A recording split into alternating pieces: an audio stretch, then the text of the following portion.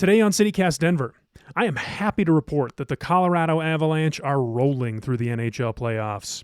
They polished off St. Louis at the end of last week, and tonight at Ball Arena, they'll face the red-hot Edmonton Oilers and their star, Connor McDavid, the best hockey player in the world. Outside the arena, we're looking at scattered showers all week, which is good news for the tomatoes my wife and I planted over the long weekend. But what about 100 years from now? Will anyone be able to grow a tomato in Denver? Or will we spend our days searching for clean water to drink? One theater group in town has spent a lot of time thinking about this, and now they're inviting you to immerse yourself in Denver's climate future with a new production called The End, and it's pretty much as apocalyptic as it sounds. Producer and theater lover Lizzie Goldsmith was in Globeville last week to hang out with some of the cast and crew of Control Group Productions and get a sneak peek at their version of our not-too-distant future. Oh, and stick around, because CityCast CEO David Plotz will be joining us for a conversation about CU Boulder's Master of Arts in Journalism Entrepreneurship program, brought to you by CU Boulder. Today is Tuesday, May 31st, 2022. I'm Paul Caroli, and this is CityCast Denver.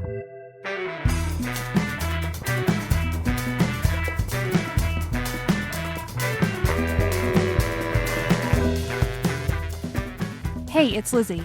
What really grabbed me about Control Group's latest production is that it's an actual bus tour. You go to one of the pickup spots in or near Denver, and then this bus pulls up and you're immediately thrust into another world for 3 hours.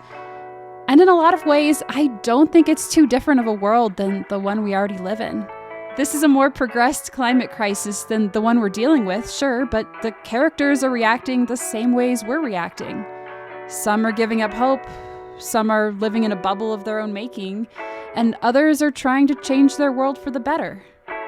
One of the people I talked with was Caroline Sharkey, who's the assistant director and one of the cast members. So do you want to go look at the bus then? Yeah, let's do it. All right. So while we're walking, can you tell me about the place we're in now? So this building is an abandoned slaughterhouse. We have renovated it to become the safe house of this show. So it is a kind of ad hoc space. We've done our best to make it feel cozy and at home, but also done our best to still make it feel rather scary. Yeah, I mean, even seeing it, it's very sparse and very feels like a place you could see has been abandoned, and I mean that's part of its history. It's pretty crazy. In one of the scenes, there's one area that has 2 drains, one that is a drain for blood and one that is a drain for water, which is has become since then a part of the scene. Oh man. Go on up. Okay. Welcome to the bus. So this bus is our mode of transit to take audience members, passengers, as we're calling them within the show, to a refuge where we can survive the oncoming climate apocalypse. We're not just surviving, we're thriving. You'll never have to worry about anything, ever again. The refuge is a secure location that doesn't appear on any map, satellite image, or government database. Not problematic at all. Not problematic at all, no. The whole first act of the show is gathering supplies that we need to go bring to the refuge. And then from there, some shenanigans happen. The only inside scene that happens is in our safe house. Everything else is on the bus or outside. We're mainly all around the Globeville area, Swansea neighborhood. So we've been working with a lot of folks there to make sure that we're including that community and not just, stomping over it. But it's mainly within this 2 to 3 mile radius where all the stops are. But it's very disorienting when you drive around here because you turn one corner and you're like, oh, I know where I am. And then you turn the next and you're completely disoriented. So I think a lot of the desire has been to disorient people and make them realize that there's so much more of Denver than what they're used to. Oh, wow. Yeah. So tell me about this bus. This bus, yeah. So we tricked out the ceiling so we can swing on ropes. There's maps everywhere. It is also, we've been working with a company called Playground Ensemble. We have a dance battle, a crazy opening number with feather fans. Wow. Yeah, it's pretty wild. It's kind of geared toward you're all facing the center. There are the maps. What's the story with the maps? So a lot of it is about finding safe places for water within the story of this show, because Denver is actually a prairie. So water is pretty hard to come by in what Denver originally was. And so we talk a lot about that. So much of the show is about finding safe places that have not yet been overtaken by floods or natural disasters of that kind. So a lot of it is just being like, okay, Houston is now underwater. San Francisco is now decivilized. So there'll be lots of notations on all of these maps that has those mini little details, kind of like Easter eggs. So we've been trying to, as much as we can, repurpose everything that we weren't originally planning to use, trying to make it as sustainable and zero waste as possible. And it's been a work in progress. Same with the exterior of the bus. We have been doing multiple layers of spray paint. We've been heading to random places around Denver and inviting people to spray paint with little prompts. So that's been super fun to do. Wow. This production has been, it was planned to happen a couple years ago. What's like the big vision here, and how has it changed over the last couple of years? Originally, there were going to be cyborgs, and there was going to be a rock concert at one point. It was going to be pretty different than this version. 2020 was a different year than 2022, to say the least. What this show really is about is like how different people respond and deal with climate change, especially when we're right on the precipice of things changing really drastically. Is the question of how are you going to react and deal with this change? Are you going to be a nihilist who just gives up and drinks? Are you going to gather people together to create your own community? Are you going to hunker down and, stay to the ground with cans of beans? So I think that was what was really important to us in making this version of the show, is just bringing it back to a very individual level.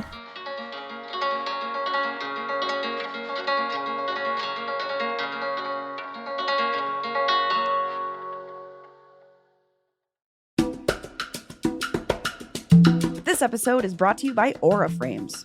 What does your mom want for Mother's Day? Well, my mom always just wants pictures of her kids all together with her grandkids. And this is a tall order because we don't all live in the same place.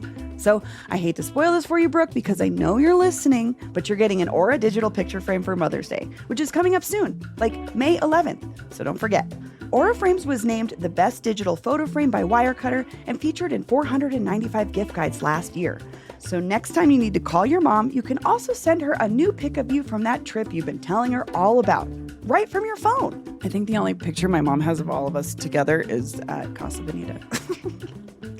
It's the only time maybe all of us were together. Aura has a great deal for Mother's Day, too.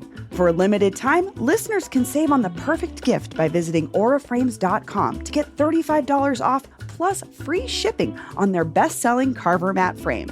That's auraframes.com. Use promo code CityCast. Support the show by mentioning us at checkout. Terms and conditions apply. After talking with Caroline, I got off the bus and got to explore the main sets indoors. First off, the old slaughterhouse building's mostly concrete with very high ceilings. And in the world of the show, it's a safe house for a group of people struggling to make it. A leader, a gardener, a drifter, and others. While I was exploring and taking pictures, I ran into another cast member. You're from CityCast? Yeah. I can show you up there if you want. Sure. Just be careful with the steps.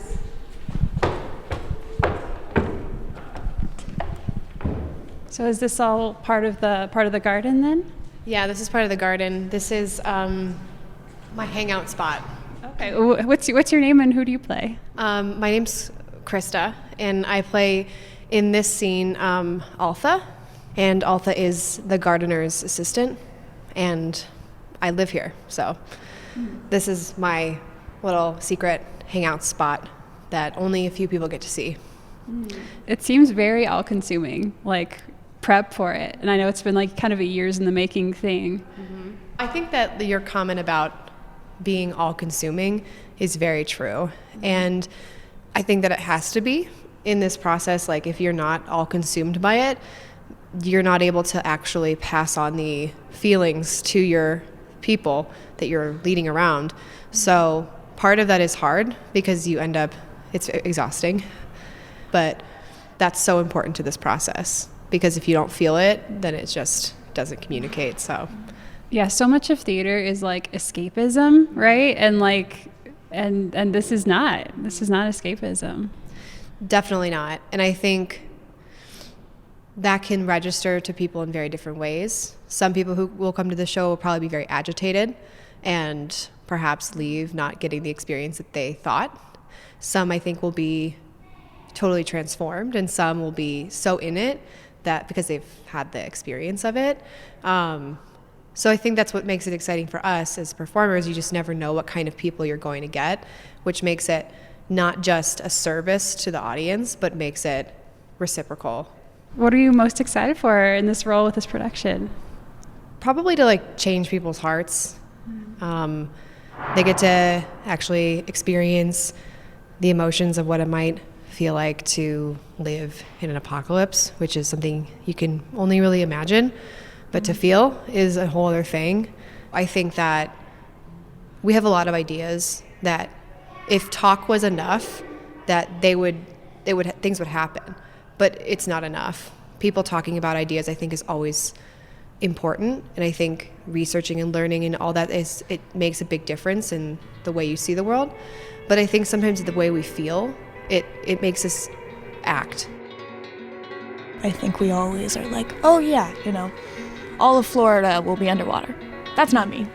But Denver specifically, there's a lot that could happen, and seeing what you can do and what could happen on a local level is really, really important to me. And, we could very easily only have water once a week, and then only have it once a month, and then have to filter our water ourselves. We have the Platte, which is great that we have that, but there's a lot of work that needs to be done in ensuring that this area specifically is cleaned up. We're wonderfully working with some folks called Greenhouse Connection Center and some other people within this neighborhood, and we're bringing in neighborhood activists at the end of each show. So after the show has ended and we're driving you back to your start location, we'll have some activists talking about what you can do tomorrow when you wake up, as opposed to just ending the show and saying, bye, see you later, which I think is the most important part of it, actually. It's not what I'm doing as a performer, it's what these people are already doing and how we can aid that. Right now, as an artist, I am very much invested in work that means something. It's very easy to just show up, do a dance about, a color, and then go home. But it feels much more important in my life right now to be doing work that impacts people. Performances of The End are set to run from June 4th to July 31st, with rotating pickup locations across the metro area. You can learn more and get tickets at controlgroupproductions.org. And now, please enjoy this sponsored segment with CityCast CEO David Plotz in conversation with CU Boulder's Pat Ferrucci about their Master of Arts in Journalism Entrepreneurship program. Hi, I'm David Plotz, CEO of CityCast. CU Boulder offers one of the most interesting, and I would argue most useful journalism programs anywhere, a master's degree in journalism entrepreneurship. I'm fired up to talk about it today with Pat Ferrucci, who's Director of Graduate Studies for the Department of Journalism at CU Boulder. Pat, welcome to CityCast. Thanks, David. Happy to be here. So as someone who has spent my career straddling journalism and the business of journalism, I'm really excited to talk about this because I think it's really smart for CU Boulder to offer this kind of program. Can you start by telling us what is journalism entrepreneurship? It's how we see the industry going. 20 years ago, if you wanted to be a journalist, you finished your program and you got a job in like broadcast or print, and then you just spent your career doing that. But journalism isn't one thing anymore. And so our program kind of reflects that reality. There's all these different types of journalistic organizations that have popped up, a lot of them being small and kind of just one person or a few people. And so it's really about the business of journalism and how to create kind of a self-sustaining, as best possible, organization where you can kind of cover a specific niche or thing that is what you want. Also, as a journalist in today's marketplace, you kind of have to be your own brand. So the program really teaches you how to figure out who you are as a journalist and market yourself. How long have you been offering this program? So we will be starting, I believe, our 4th year in the fall. We're seeing our first graduates last year. We have them in traditional media. We have one who just started at McSweeney's. We have one who's starting their own local high school sports website. So kind of across the board, from everything from traditional paths to more entrepreneurial paths like we hope. Is the program online or in person? So it's online primarily, but if you're around here, most of the offerings are also in person, and you could kind of do a hybrid. Being in the Front Range, where there is this kind of entrepreneurial spirit, this kind of tech culture, I think gives people a leg up. Who do you think is the kind of student who's going to benefit from your master's in journalism entrepreneurship?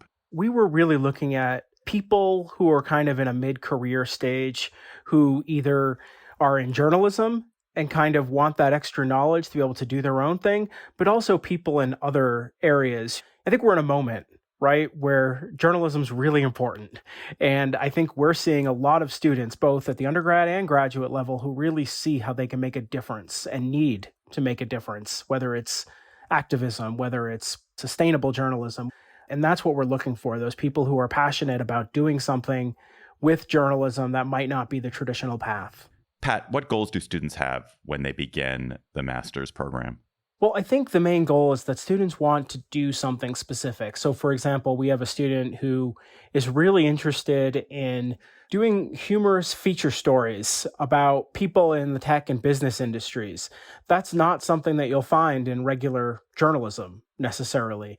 And so he's really trying to create his own brand and his own organization that just does this, really talks to disruptors in a kind of humorous way. And he seems to be doing well at it.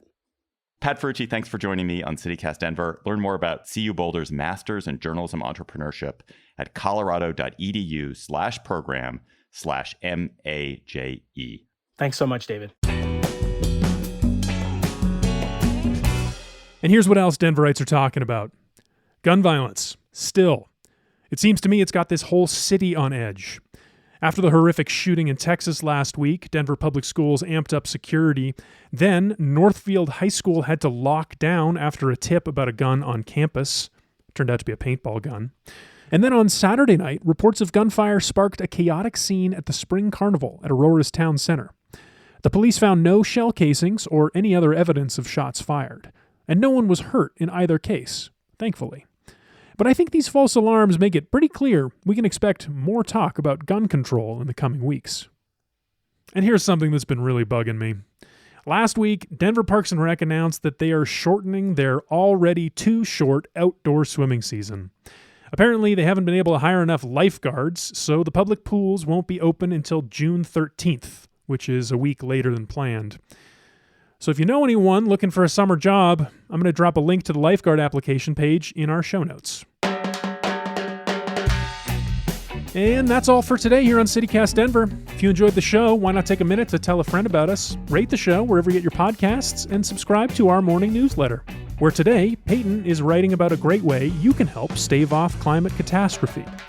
We'll be back tomorrow morning with more news from around the city. See you then.